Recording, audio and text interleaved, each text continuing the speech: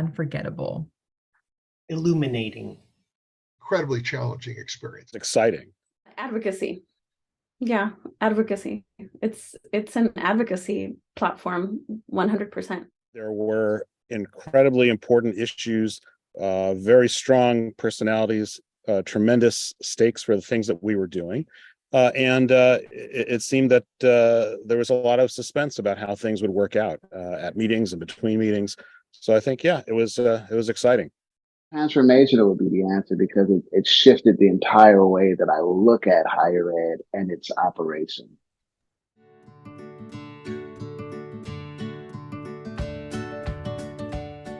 You have to be curious. Persistence. Confident. Patience. Time management. I think it's really about having a vision. Being really creative.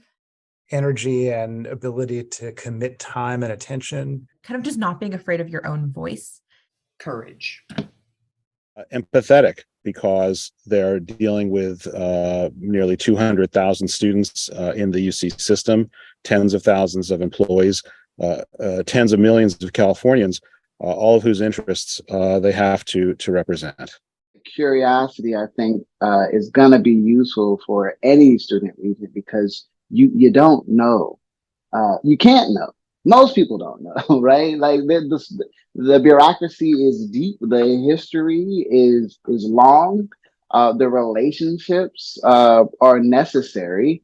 And you have to kind of concede your own ignorance of some points, right? You don't know as you will know, but you only will come to know if you kind of concede that you don't know today. I couldn't have told you that I had any of the qualities I named, right? And I can tell you in retrospect, I can certainly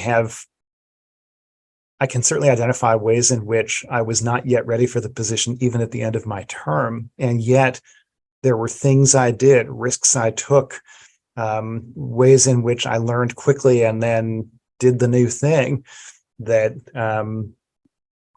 I was proud of and that I think gave me courage and tenacity in situations I encountered afterward.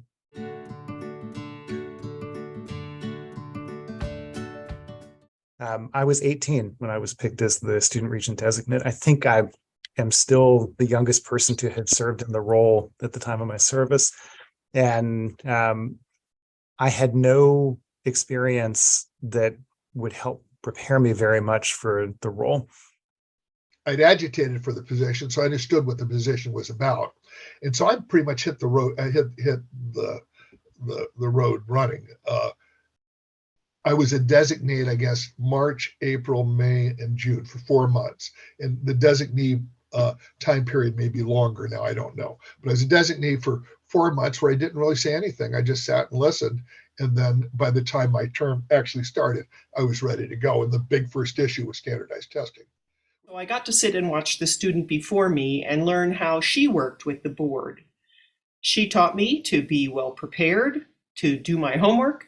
They send out a ton of information before every meeting, but you need to know about it, the big ticket items before that. And so you need to talk to people about things that are coming up before they get into the formal discussion at the board table. Yeah, I think the beauty of the UC student trustee or student regent role is that it's a 2-year term and that you have a year, right? That you have a year to take the back seat because the current student regent or trustee is at the forefront.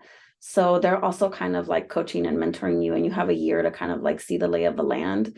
You have a year to sort of behind the scenes try to figure out if I want to make my policy or whatever I'm advocating for successful, who are the people that I need to meet. So you have like a year of like reconnaissance work that you can do under the advisement of the current trustee, right? And under, I think just giving you time to learn the role and then watching what's effective with the current trustee. And then figuring out, I think, how to integrate that into your personality, your leadership style, how people will look at you, right, in terms of like who you represent, you know, who you want to signal that you're here for them. I think the year is the perfect year for that. I think you need a year.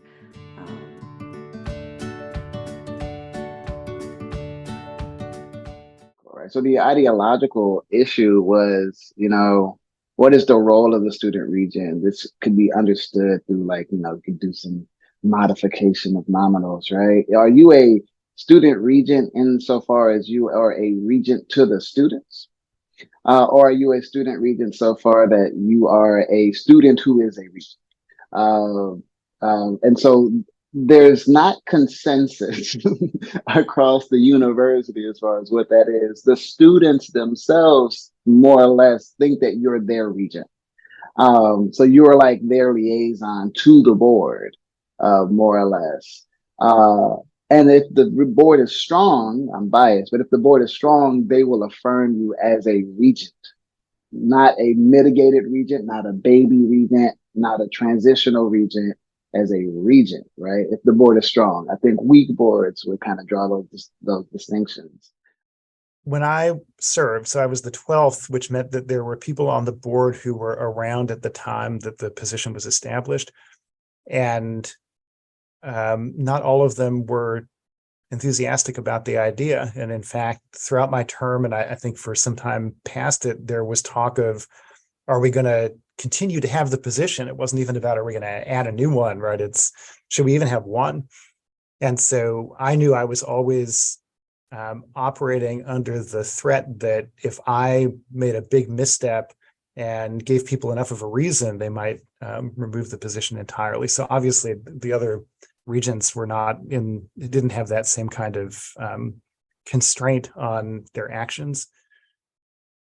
One challenge is that the term is very short compared to the politically appointed regents who have 12-year terms. When I was there, I had a one-year term and about half a year as a regent designate. So your timeline to accomplish things is limited. You have to be very efficient in how you budget the time that you have. It's easy to get triggered. It's easy to personalize everything that's happening. It touches on your lives and the lives of people that you know really well.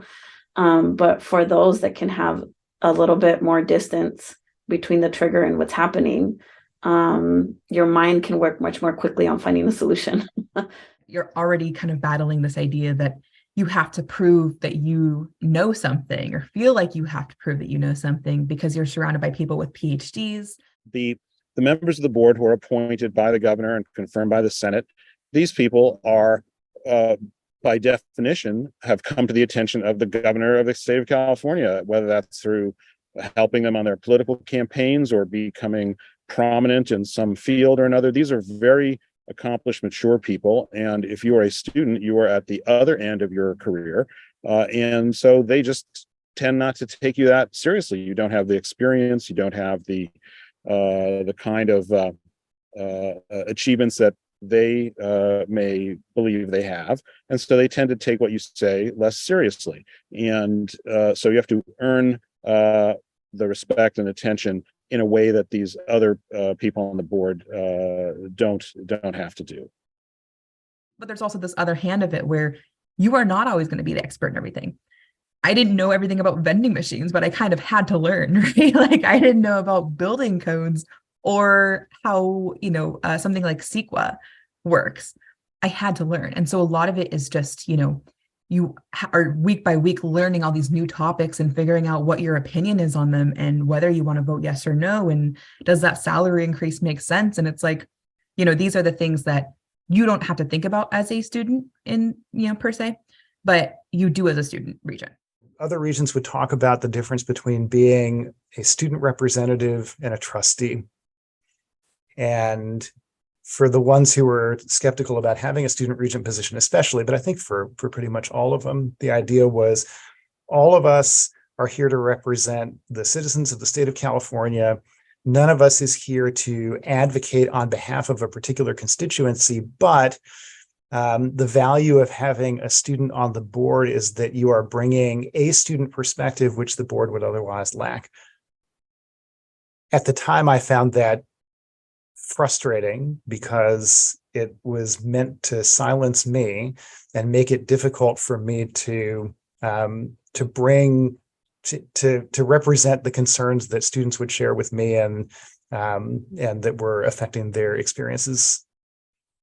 I mean, it's when you're sitting around a table of 25 other with 25 other people, and few people agree with you, it's much easier just to let it go, saying, yeah, well, I don't agree, but it's going the wrong way, than this to stay in a position, to kind of stake out a position and say, you're making a mistake here.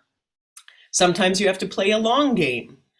I found it challenging to deal with disappointed and abusive constituents, and to learn to explain my positions clearly, but also to be okay with people having different values or buying into the soundbite, the little piece that the news broadcast rather than the big comprehensive policy we had passed. And usually the real issues were more complex, and the soundbite didn't represent why my vote had gone one way or the other. But owning that it was my responsibility to care about doing the right thing, not necessarily theirs to understand me and why I had made my choice. But I did try.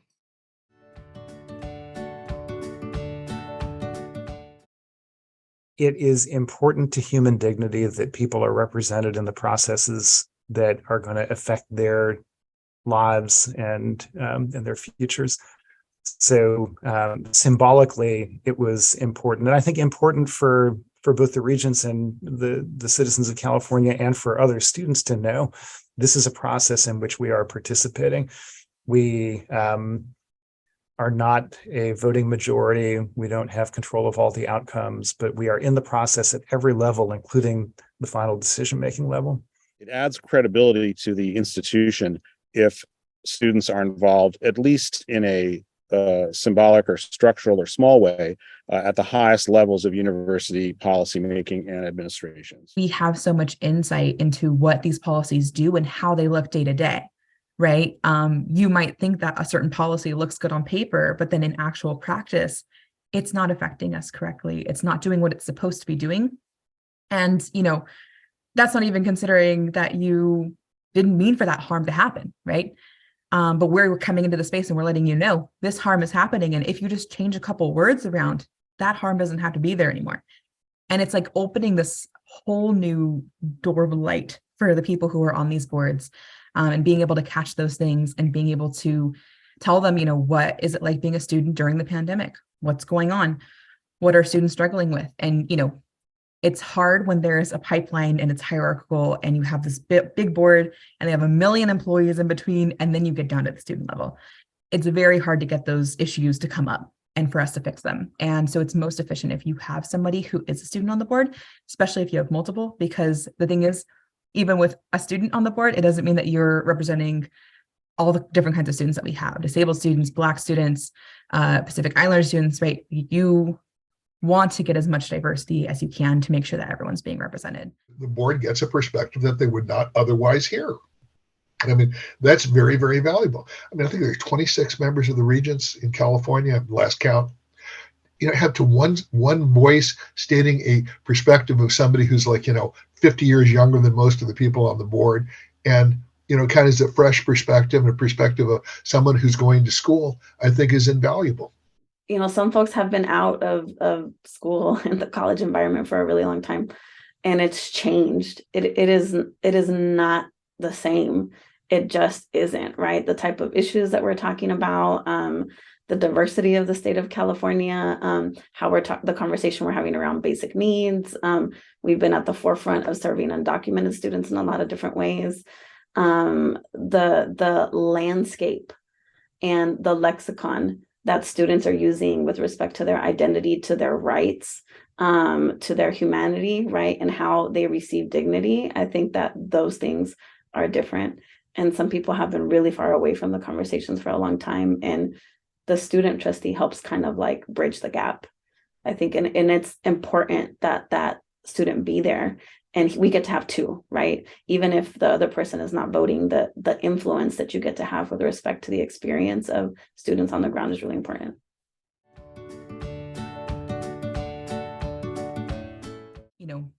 I am one person, but it's almost like, an entire community was surrounding me the entire time I was in that role. I could not have done half of the things I was able to do without either the help of other regents or the help of the students who were in different organizations I was talking to, or the students on the ground and the students protesting in the streets. Like, it took so much. Having a student on the board to represent that student's perspective has a lot less value than having a student on the board to bring in the perspectives of many students, including those who are having experiences that that student was not. Like, I was not a graduate student. I was not a person of color. I was not all kinds of things that were relevant to the actions that the board was considering and taking. And so I felt a responsibility to hear from lots and lots of people and to think about their experiences and perspectives and to bring them in some way, whether you can call that representing them, being a student representative, or as a trustee who was informed by students' experiences. I don't think any other regent felt a responsibility to go and talk to other people about their own experiences so that they could somehow bring more than their own individual expertise and perspective. I stayed in touch with the student newspapers and student media throughout the system because they were very interested in what happens at the Board of Regents. Several of them would send reporters to our board meetings, from different campuses. And so they were, I think, very important to me. I would stay in touch with those reporters and editors so they would know what was going on at the board, and they could, transmit to their readers, who are, the students and faculty on their campuses, what was happening. You're not an expert in everything as a student trustee, but you do have access to people, so you can find them, you can bring them forward, you can summarize comments, you can invite somebody to do public comment. So again, I don't think you have to know everything, but you have to know how to find the right people. And I think that piece demonstrates that you're a team player, that you will be there for students, that you're there to be the collective voice, and that part is really important.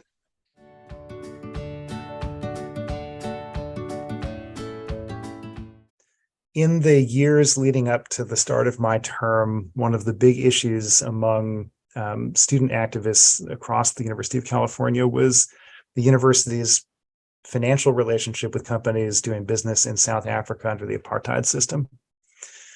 And the Regents' vote to divest retirement funds from those companies took place at my first meeting as a voting member. I think one interesting policy had to do with the university's use of goods produced by forced labor. What happened was the legislature passed a law prohibiting the state of California from using vendors that relied on forced labor. And this was mainly aimed at China, which had forced labor camps, and required vendors to certify that what they were providing to the university was not produced by slavery, in effect. But it did not apply to the University of California because of that constitutional independence that the university enjoys. Now, I didn't know about this myself. I got a letter from somebody who sent me a letter saying, how come the University of California doesn't comply with this? And I thought, that's a good question. And I asked about it, and I got stonewalled by the university administration. And I kept asking them, why don't we sign on to this? And ultimately, I kept getting stonewalled. So I said, I'm just going to put this on the agenda of the board. And I put on the board a motion that would simply conform our own policy to that of every other state agency, including the California State University. The standardized testing was a devastating decision. Saxon was considered the faculty's president. The faculty was kind of bored with the admissions process. They wanted to kind of do it according to the numbers, and the standardized testing, which is so discriminatory, was the device. The long and the short of it is I lost that a year later by one vote.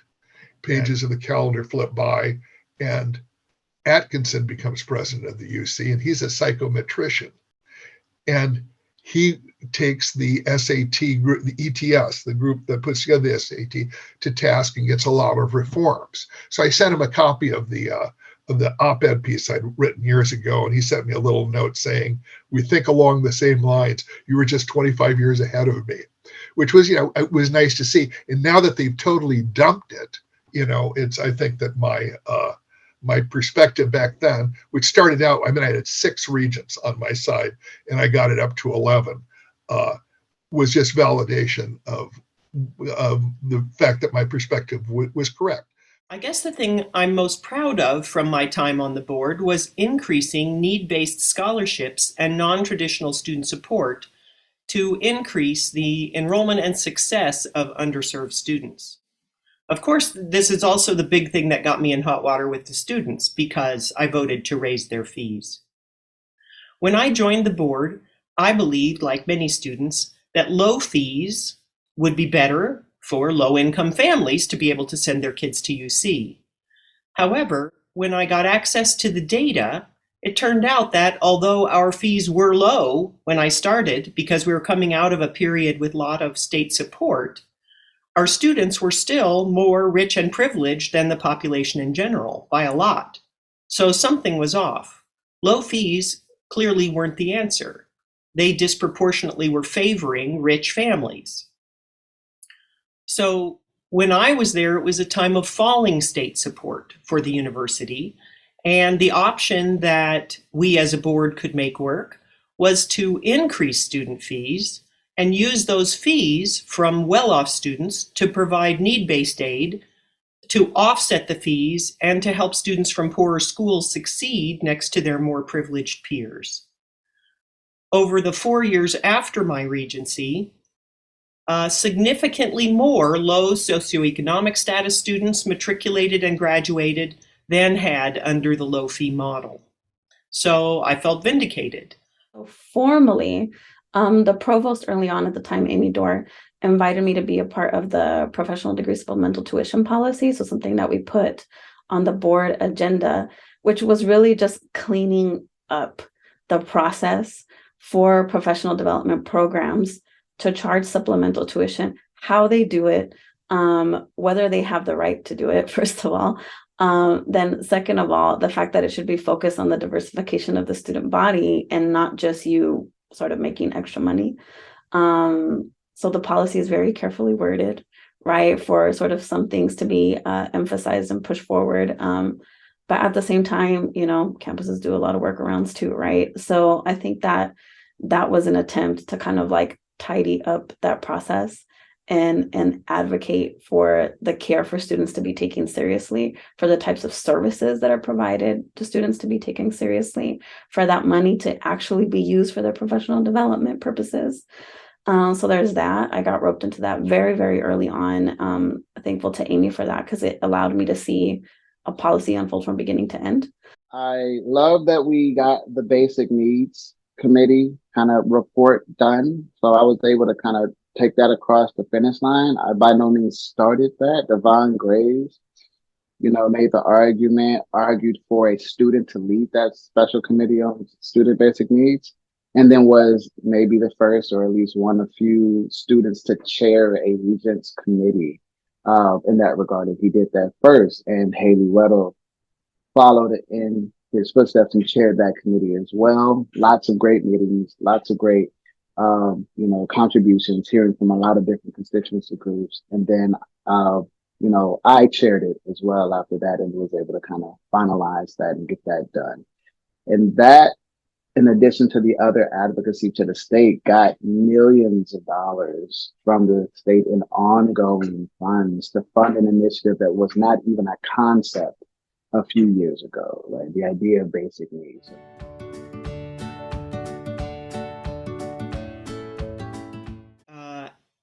When I was on the board, we oversaw the U.S. nuclear weapons and energy laboratories and were responsible for making decisions that had worldwide impact regarding nuclear testing and the weapons stockpile. So I think graduate students advocating for their rights and then other campuses across the country watching, right? Sort of like these movements happen. I think it inspires them to do so also. They do it naturally in their own way, on their own time, on their own terms. But I think it ignites something, right? The same way that, you know, student protests in the 60s at Berkeley allowed that to kind of like spark and allowed you to challenge authority, allowed you to kind of like demand equity and justice in different ways, ask for you to be treated with dignity. You know, UC suing the government, right, to protect DACA, that is national implications, right, across the board. So I think, again, it's a platform, right? And I think that we have the ability to do that kind of impact, right? As California goes, so goes the rest of the country. As goes California, so goes the nation. And so California has an outsized impact on higher education, both public and private. You can see this as it relates to our engagement with affirmative action policies throughout the years, the Bakke decision, Prop 209. Admissions is one big example because, where you go to school kind of governs your career, and to either open the door wider or to shut it or to have a different kind of filter to let people in is like critical relative to like how people do in life. The issues at the time, a lot of them then as now, had to do with access to the University of California, and the justice in the supports available to students once they arrived. So how well were students coming from different communities retained, and how much were they supported in their academic success? What resources were available? And what became clear to me through serving on the board and then being involved in student government at UCLA was how important the university system is to the well-being of the communities from which the students were coming. When UC students leave the university, they go out and extend that knowledge as research and teaching in probably every other academic institution in the nation. Plus job creation, inventions, patents, management skills, civic engagement, nonprofit support, labor organization, education as a family value. Name your value, and I'd wager many UC students have contributed to its success and advancement all over the world. We are the trendsetters. So what we do, I think, has ripples throughout higher education.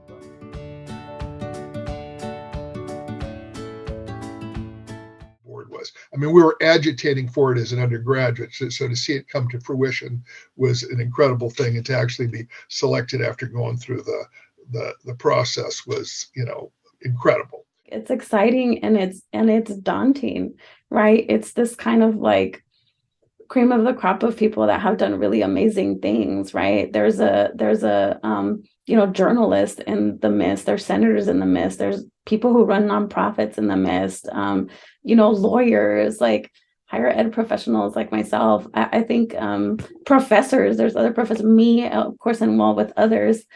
Folks that are in, higher ed programs right now, right, teaching the next generation of administrators, which is what was attractive for this role for the higher ed people. I think it's a notable, Wikipedia worthy thing to have out there, right? I think that concept really hit me when I got to speak with a previous student regent, Jacqueline Ross, who was a regent in 1987 to 1988, because she was actually the very first ever Native woman to be a student regent, which I was just impressed in the first place that I didn't have to be the first. It's always a good feeling. And so it was really amazing talking with her and hearing how, of course, the board has changed over time, but also realizing that she was like number 13 or something, right?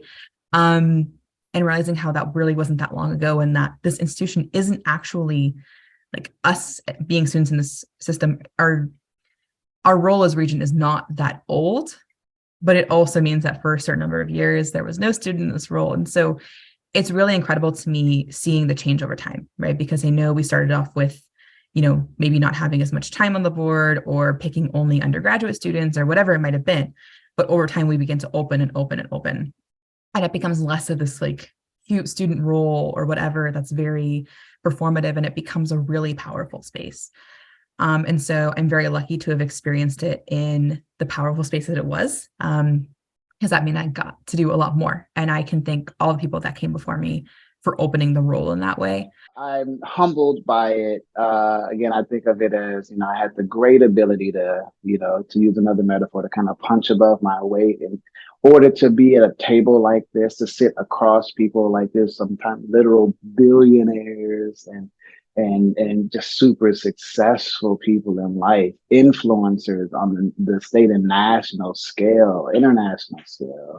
In order to sit at this table, I would have needed to have lived like a very different full life. And I'd be lucky if I did well to be able to sit and to know these people and to meet these people, and to, because this position exists, have been able to kind of engage with them meaningfully, and influence their decisions and thought processes. They influence mine, and we just kind of grow together to the benefit of the citizens of California and the University of California. I think that that's just an invaluable experience that, you know, that very few people have ever had, and I don't take it lightly. So I'm constantly very proud of my service to the state and very grateful for the opportunity I had and how much I learned in seeing how a very large institution runs from the inside. It really changed the way I view government, news reporting, public service. Feeling successful and competent at that very challenging job increased my confidence and courage, and encouraged me to put myself forward for other positions of leadership and service.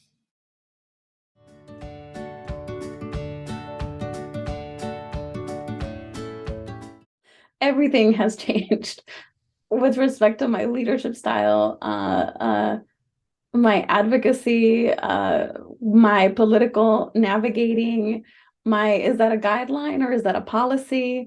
Is this the exception or is this the rule? Everything about me has changed. That year and the honor of having been in that position has been a part of my identity ever since.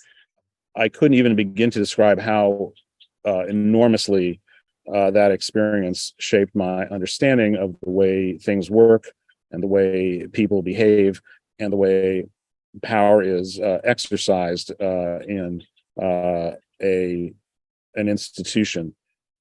I have been able to see how much amazing work you can do locally. And I want to be able to keep that energy and be able to do all this good work, because so many things when you're in those positions of power, for one, lots of people just go into it for the title. And they also don't always get a lot done because it's very hard to work with. But locally, we can do a lot.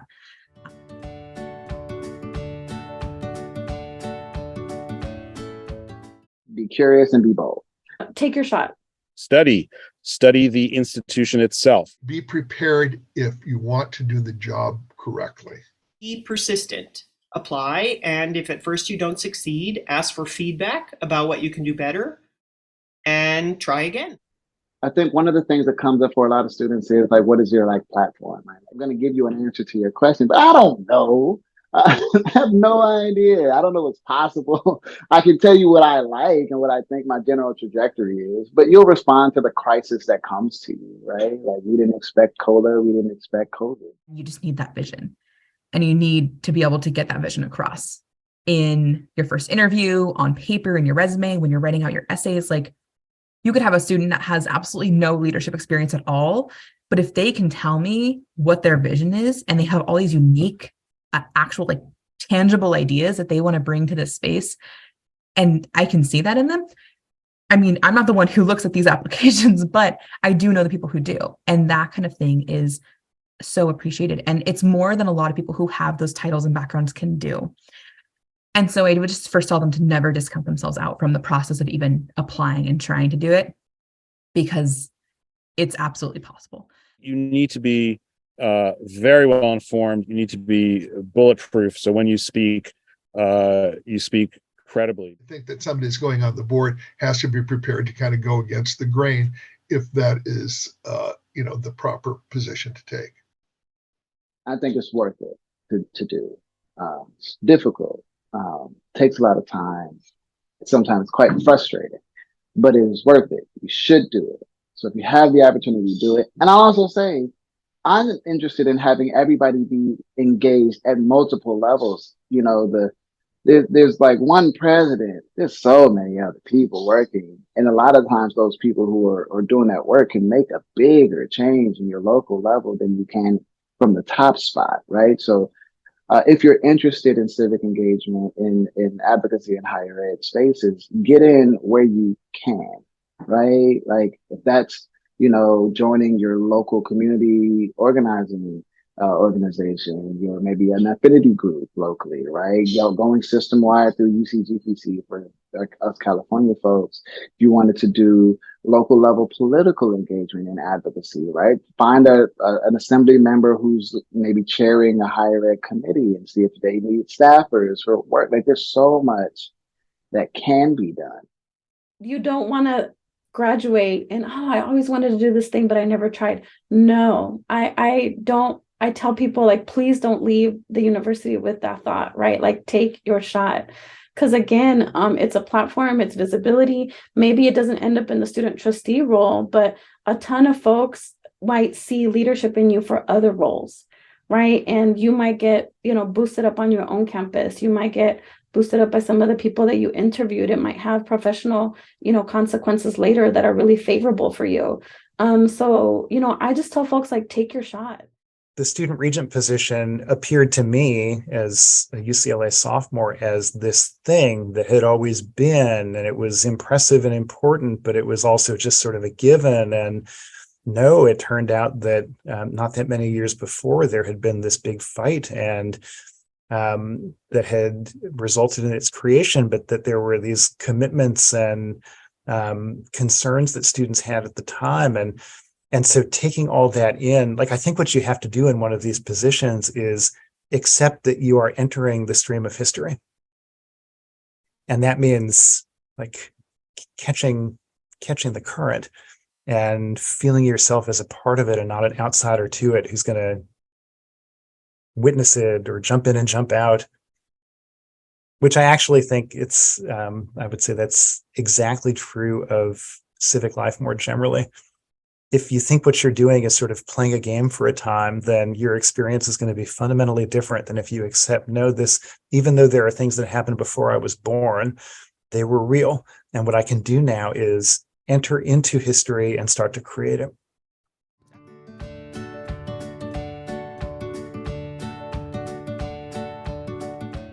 Yes. Yes. Yes. Absolutely. Absolutely. Absolutely. Yeah, I think it's egregious when they don't, because then they miss a perspective. My question is, why wouldn't a university want this? It's an awesome idea. Having a student is part of a different perspective to the board, and I think that it's essential. There's certain values that go with having a university, and those include debate and discussion, open ideas, and considering things anew, and never being satisfied with the status quo when it comes to knowledge. That doesn't mean arbitrarily throwing out stuff just because it's already there, but it does mean thinking critically about it. And to think critically, you need to be informed. When people are affected by decisions, they should be able to participate in making them. They have to be there. There's no other way that higher education is going to improve without the student voice. It's students that we serve. It's not faculty that we serve. Faculty would have no jobs if it weren't for students. Administrators would have no jobs if it weren't for students, right? Education in this country, right, would have nobody to serve if there were no students. So I think they need to be there. Young people are not just our future, they're our right now. And we know what we want, and we will make things happen.